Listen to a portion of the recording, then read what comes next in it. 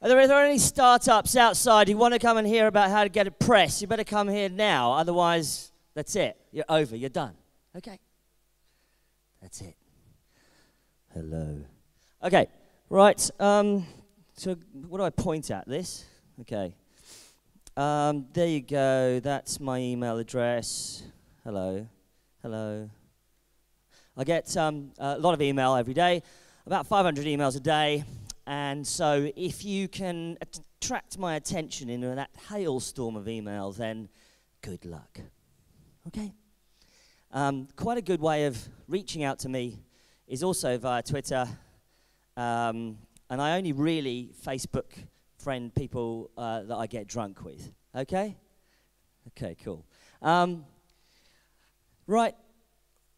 The point here is, what is news? You see, what I want you to think about is not what PR is, what press release is, but what news is. Because if you're trying to talk to the media is interested in news. Something that's new, obviously, but they're interested in a story. So stories are what makes news, not just the fact that you exist. And I'll talk about that in a second. But so the question is do you stand out? Are you a purple cow? Now, you don't really see purple cows very often, do you? Right? Or maybe, do you do in Turkey?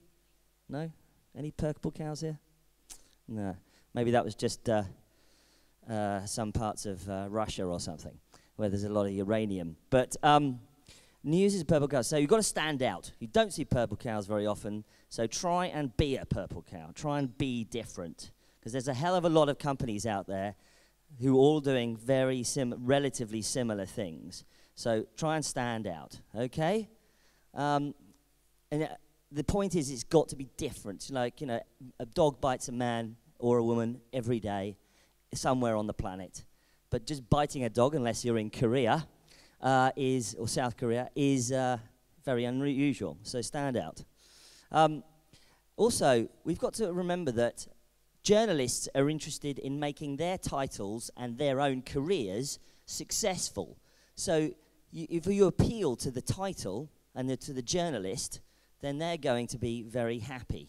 If you're going to give that title a story which they wouldn't necessarily get, the readers would find fascinating, then fantastic. Now, you might think you're fascinating, but you should read the title that you're trying to get into.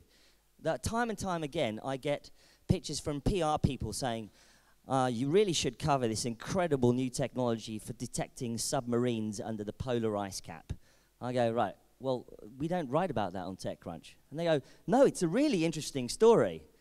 I'm like, we just don't write about that. And that's the point, okay? Read the title you're trying to reach. Hello, I'm in the way. Right, what else we got here? So just being a startup does not make you news. Just existing, right, does not make you news. The fact that you exist is not news. Just being a startup is not news. Just being a startup doesn't put you onto TechCrunch. So there's a lot of startups out there. The internet is pretty much everywhere now, just about. Possibly some parts of Mongolia, and not connected yet. But other than that, there are startups everywhere. So you're now competing with the rest of the planet. So just existing isn't enough. Perhaps if you were existing in 1995 as a startup, you were probably pretty rare and probably only in Silicon Valley. But that's not the case anymore. So goodbye to that. The question is, you want to be relevant. Now, how do you be relevant? You get into the news agenda. Something happens in the news that makes you go, that thing that just happened in the news is about us. Bloody hell. That kind of thing. We've got a product which should answer that question right now. Now, this is your moment. This is when you join the news agenda, right? Now, what the heck is this? Why is Mike putting up a picture of a plane in the river? So remember when the plane, well, it was a few years ago, the plane crash landed in the Hudson River, and it was very lovely, and everyone was saved, and the pilot was a hero, etc., etc. So two things happened that involved technology that day. The first one, that big main picture, was a picture taken by someone on one of the ferries, and it was very early in Twitter's development, probably about 2007 or something like that. And some startup had built a thing called TwitPic, which allowed Twitter to post pictures. Twitter didn't have pictures then. So TwitPic was a startup. TwitPic allowed people to take pictures and post them directly to Twitter. And this person went past on the ferry, took the only photograph of people being rescued on this plane, and that basically made worldwide news. TwitPic then got traction because it was the only company that allowed that photograph to happen right there.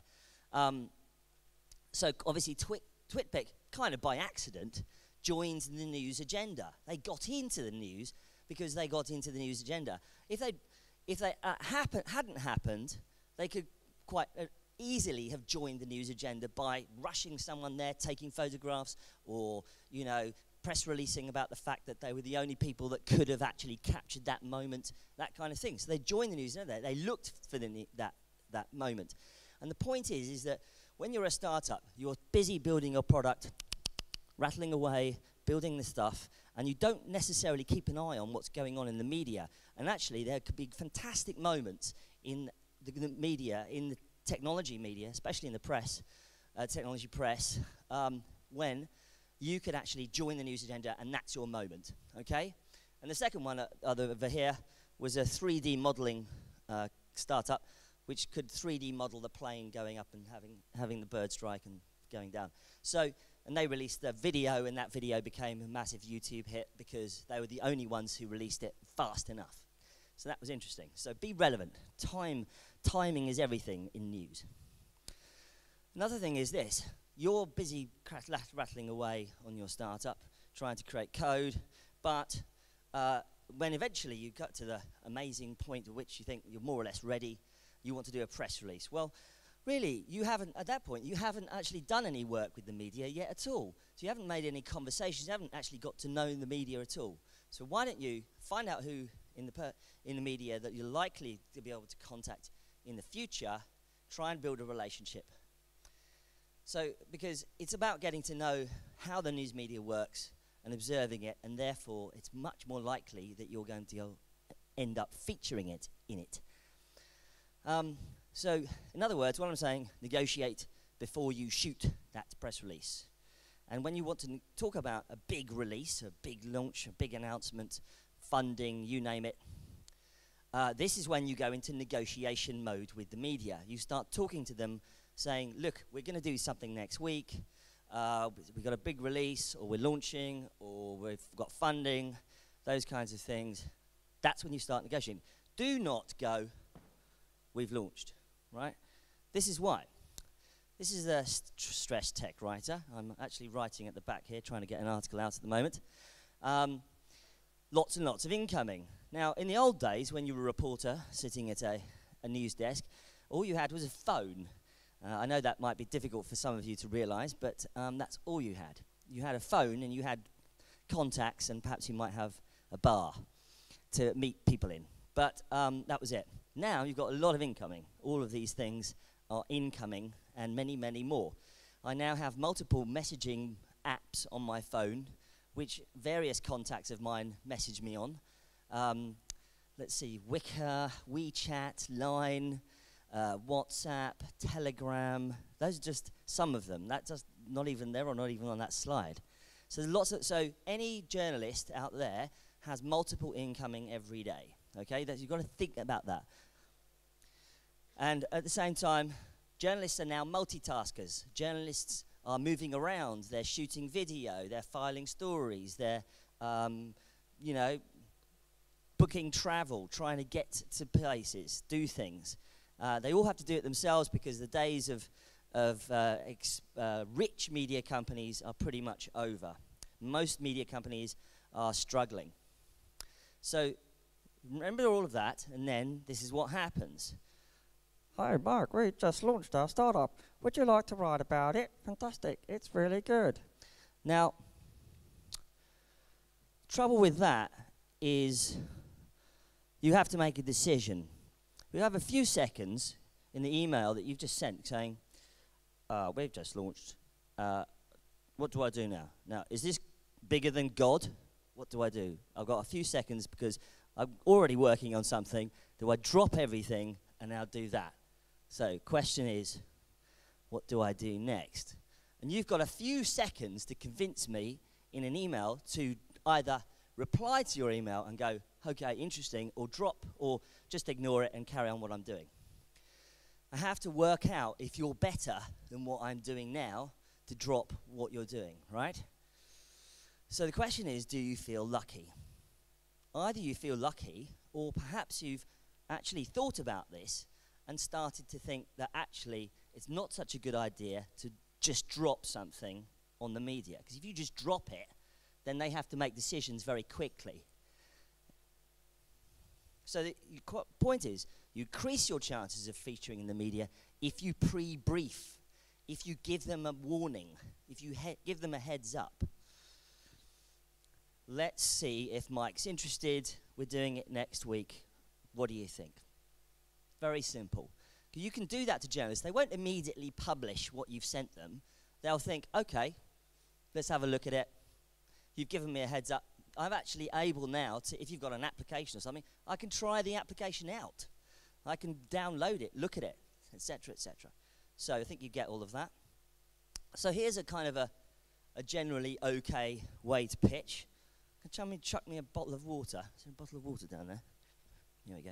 Thanks, mate. So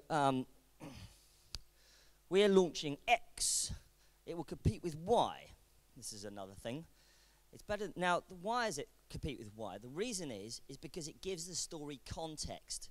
Journalists are very hard pressed to find out, especially in tech, what the heck you actually do. Hold on, not very. It's using all my strength to open a bottle of water. From 1 minute to the next, they might be covering a consumer company to a SaaS company to a marketplace.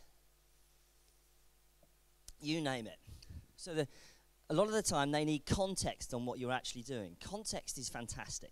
If you name your competitors, if you say why you're better, we've got some context. We also want to know, especially in technology, startups and venture capital, is if you've raised money, who your investors are. The more prominent investors you have, the more likely it is you're going to feature, because prominent investors make news. If you get Andreessen Horowitz investing in your company, that's more or less a guaranteed story. If you get some angel that nobody's ever heard of investing, unlikely, unless you're an interesting company. We'll see. Depends. It might be a slow news day and you might be lucky. And also we want to know about exclusivity. Obviously, we always want everything to be on TechCrunch. That goes without saying. But we also want to know is who else you're giving it to. And please, please, please, for the love of God, please don't send 20 megabyte attachments, 300 megabyte videos. We just don't care. If you want to send us something heavyweight like that, send a link to Dropbox or something like that. I've left my thing behind. Okay, running out. So I'll put these on. These are actually all online, but I'm sure the guys at Startup Adventure will put them all online for you. These are some ideas about how to negotiate. Yes, well, it's exclusive. We're going to give you a few days. We're going to wait for you to post. This story is embargoed, but here's the info. It's coming out on Tuesday morning, 7 a.m. You have until now. Those kinds of things. And when you pitch, put substance in. You don't ask permission. Don't say, can I send you a press release? Heavens above. Right, now I have to reply to you, say yes or no. Like, okay. Like, I don't know, do what you like. But don't ask for permission, right? It's just pointless, boring, wastes time, wastes everybody's time. I now have to, like, open that email, reply, said, oh, I don't know, okay. Send me the press release, for heaven's sake, okay. Just don't pass permission. Just open it up with actual information. Get to the point. Yes, this is an actual pitch. Mike, given your background, I thought you'd be interested in talking to the founder of blah, blah, blah, with an ongoing debate, so we're entering a second in a blah, blah, blah, blah. Oh, no. Who has time to read this crap? I don't have time. Do you have time to read this? Get to the point, because the news media is very, very busy. Right. No. We're going to have a launch party. Great. Invite us. We can come and have drinks, but your launch party is not news. We don't care. The best thing is make amazing products. Now, if I hear about your product via somebody else, that's cool, because journalists are weird. Journalists are weird, okay? Don't tell anybody else this. We'll just keep it to ourselves, but journalists are kind of strange. They think that if they find something, that makes them cool. They're kind of odd, okay? Don't ask me why, but that's where it is. So they like to find things. So finding things is more interesting than being told them for journalists. So if somebody comes to them and says, have you heard about this amazing new app, blah, blah, blah, you go, hold on a minute, this is interesting, I'm going to find it. And that's really cool. Journalists love that. Also, you can be a great contact. Send us gossip. Send us gossip about your competitors and how much money they're spending on illegal activities. Fantastic. Send us bad news. Fantastic. Send us lots of interesting stories so that when you become interested in getting into the media yourself, we'll remember you and think, hold on, that person gave us a great story. Right, I'm going to take your phone call, sir. Okay? Right. Make your own content. Blog, Facebook, Twitter, video, you name it. So make some news, and you know that Apple does this. They just start fights. It's fantastic. We love fights. Always remember, who are you talking to? Are you talking to Mike from TechCrunch and he likes writing about these kinds of things? Or are you talking to, I don't know, somebody else from another title, and that's why they're interested in SaaS or something like that? Understand who you're talking to, and then you can get to the point quicker.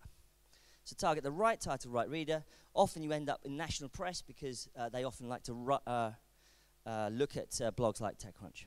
Now, when you want to pitch, try and be interesting. Pitch in a wooden box. People send me press releases in things, wooden boxes and things like that. Remember who? I can't remember who that was, but it was an interesting pitch. We like to talk to people in charge. Send us the CEO. Send us the founder, not the marketing person. Should you hire a PR? Well, only when you've got lots of money and you have the press hounding you.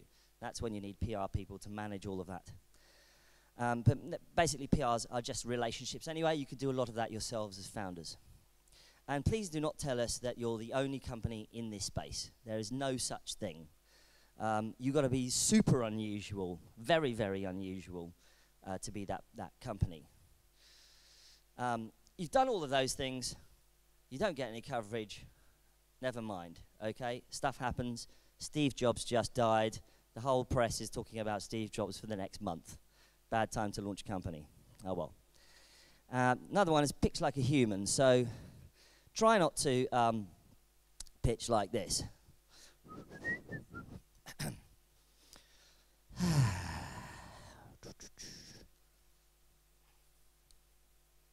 Hey. Hey, you're Mike from TechCrunch, aren't you? Yeah. Oh, I'd really like to pitch you my startup. No, this is not a good idea. Pitch like a normal human being, okay? You might see a journalist you need to talk to quickly, but if they're in a compromising position or if they're in a conversation with somebody else, trying to be polite. So what's the story? Right, competition. You're going to kill something. Rumor. You're going to change the world. You're a bit like something else on the next evolution. You have success. We've created 1 billion downloads of this. Failure. We failed. But here's how we failed, and look, it's going to be okay. Celebrity. You've got Ashton Kutcher to invest in you. And finally, Cairo? Who's Cairo? Oh, anyway. Istanbul company hacks Facebook. So what should you send the media? Bullet points, very quickly, video embed codes, Crunchbase entry. Everyone should be on Crunchbase, be on AngelList. Hyperlinks to logos. Don't worry, don't send me the damn logo. I won't print it. Save the media time, plain text, quotes, links to other articles, contact details, all the normal stuff. So know who to contact, create relationships before you pitch them, network with people, have a unique story, personalize the pitch, and lay out the benefits for the title's readers. And don't be inciting, don't be annoyed with the journalists. They're very much under pressure. We're not bothered about your whole life story until it turns out that you are actually damn interesting. We might change our minds. Don't target journalists with the tailored information. Don't send the same pitch to everybody. Don't try to PR your company just because you want to be famous. That's pointless. Don't be vague. Say what you want to be covered. Yes, but how do I get on TechCrunch.com? Well, do all the above, and of course, see you in the bar. Okay, thanks very much.